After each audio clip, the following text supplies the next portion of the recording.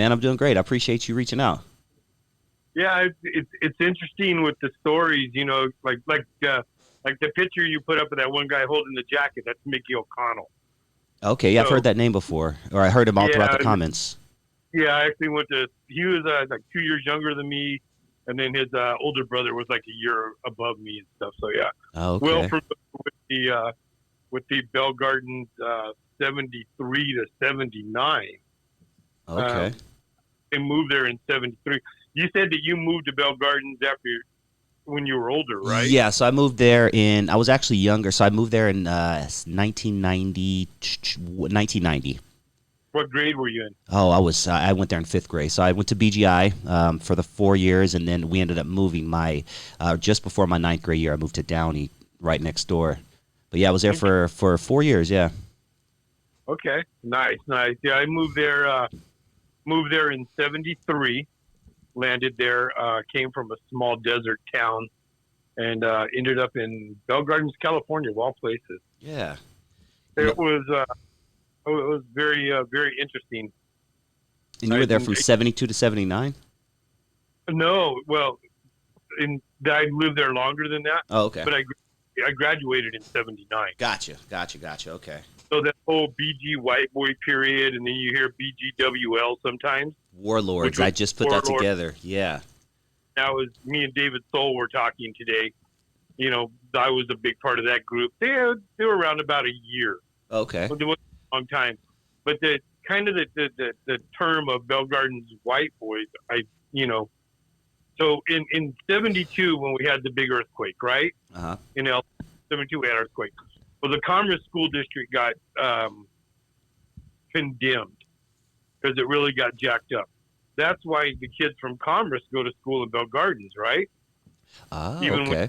I just put that yeah, together. Yeah. yeah. See, so the whole Commerce School District, the Bandini School District, That's right. the Bandini school got jacked up.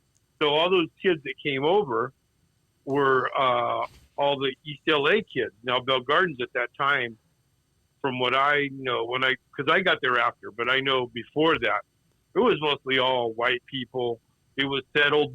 Bell Gardens was actually supposed to be part of the Beverly Hills next to Downey, right? Gotcha. But Yep. the guy that owned that whole property, when the Dust Bowl happened, he started selling parcels off, and that's why they called it Okie Flats too. You ever heard that? I have actually. Yes.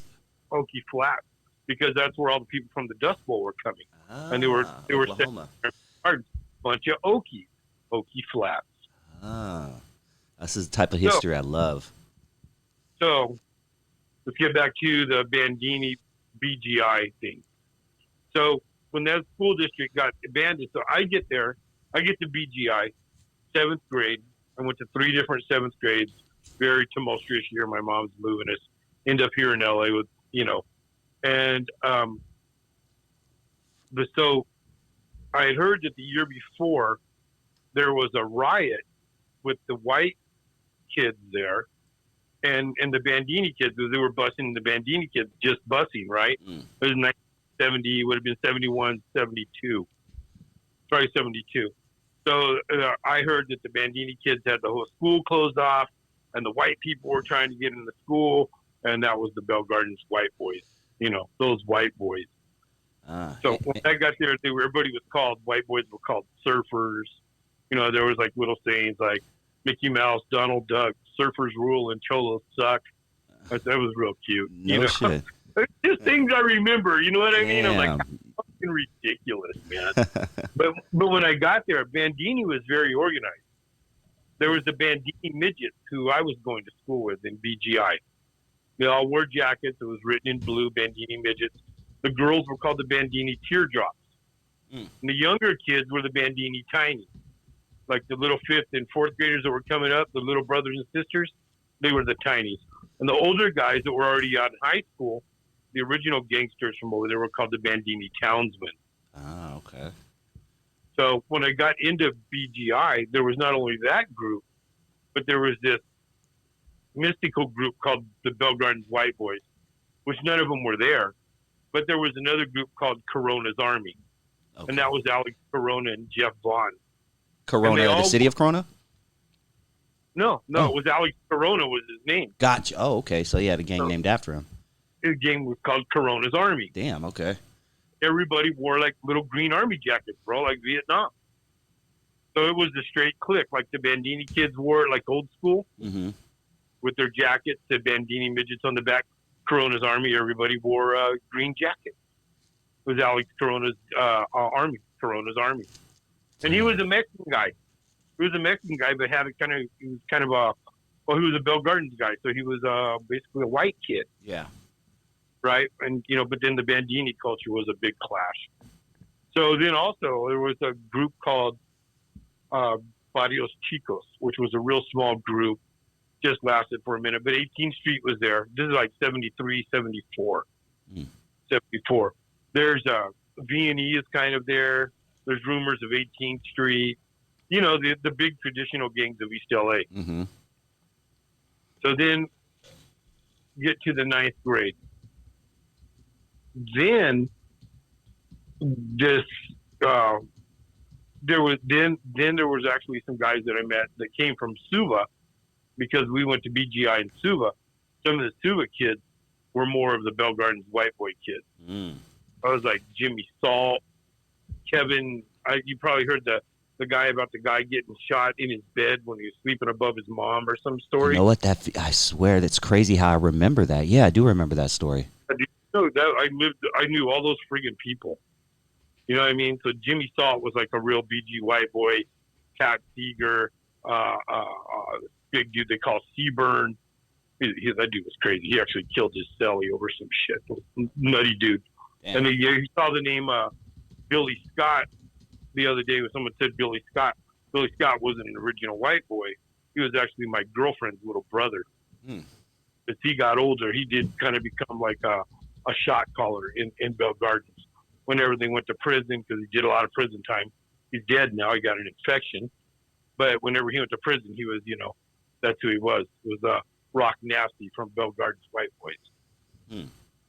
So that whole group of people I kind of know. So then we got to 9th grade, which would have been 75. There's there's the Bandini kids, but then everything kind of changes because you kind of get the jock and you get the stoner groups, and you get the intellectuals, and everybody kind of pairs off. Well, because of still there was starting to be a lot of not Bandini kids, but a lot of Mexican kids that were, or what we call paisas now, right, or whatever you want to say. Mm-hmm. Like I couldn't speak English that good, you know what I mean? Mm-hmm. They were coming over and they were coming into school. Well, they were always kind of getting fucked with, you know what I mean, by the white kids. Mm-hmm. Some of the white kids fucked with them all the time. I grew up around them down in El Centro, so I just grew up around, people like that. Mm-hmm. But up here, they weren't used to it. So then there was a guy that came into school. I don't remember who he was, and they said that they were the King Cobras. All of a sudden, we started seeing King Cobras on the wall. Hmm. Now I wasn't affiliated with nobody or nothing. I'm just a little fucking weird 9th grader. Matter of fact, I was already in opportunity class in 9th grade. So I was in the Mr. Bessinger's special education class. And I was in there with a guy named Conejo. I can't remember his real name. But did you ever hear about the guy that got shot in Ford Park with in his back and shit with a machine gun? That one I don't remember, no. There's an old story about a guy that got shot. It's probably 82, 3, 4, 5, somewhere in there. This guy Conejo got blasted in the park, and well, it's a whole nother story. But anyway, I was in class with him, and he was kind of the leader of the King Cobras.